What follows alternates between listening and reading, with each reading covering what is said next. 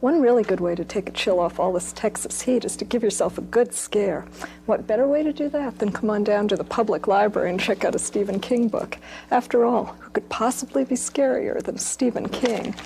Well, let's put it this way. I don't like subtlety. My real philosophy is let's beat this thing with a stick till it don't move no more. In fact, Stephen King is so scary that he even scares himself.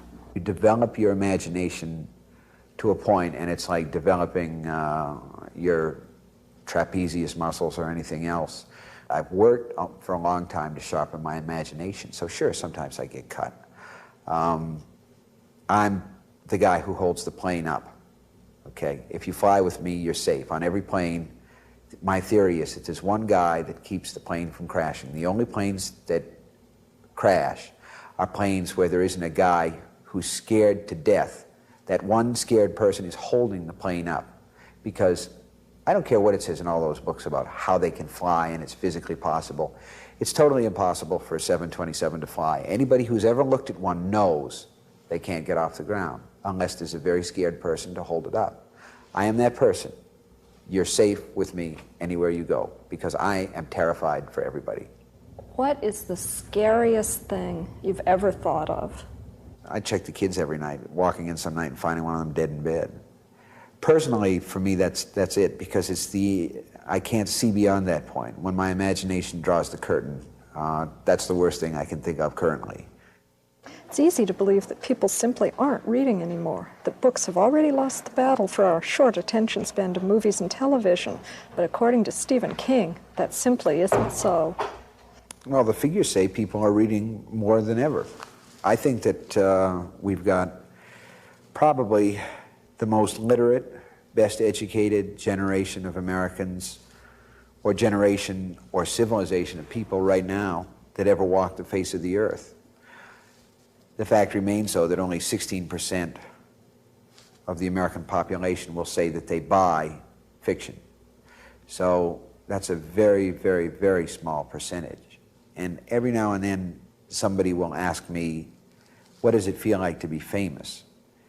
Writers are not famous people. When you're writing, so many of your novels have been made into films, and... It's weird, isn't it?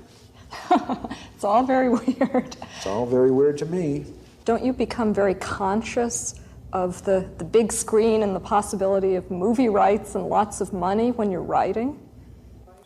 Why would I even think about that? I got more money than I can spend. I don't think about anything. Graham Greene said something that's very, very true. He said a lot of things that are very, very true, but he said, writers write books they can't find on library shelves. And that's all I've ever done. I've always written for an audience of one, myself.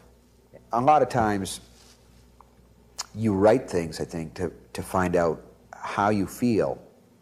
I had an English teacher once who told me, you don't know what you think about anything until you write down what you think. And I know that one of the impulses behind writing The Shining was, I was surprised to find that I had aggressive feelings about my children sometimes. I never felt like using one of their little bodies for an ashtray, but it happens. And so I wrote it down partly to find out what I thought about that. Well, I'll tell you what, we had a pretty good time considering we're all going to die, huh? Actually, I think that's a good way to look at it. There's nothing wrong with looking at it that's like right. that. Seriously. Listen, hey. Well, obviously I'm not going to get a lot of sleep tonight between mad writers, killer cars, rabid dogs, and the man who eats. Well, I think I'll let you find that out for yourself. Pleasant dreams. This is Kenny Littlefield reporting at the Irving Public Library for About Town.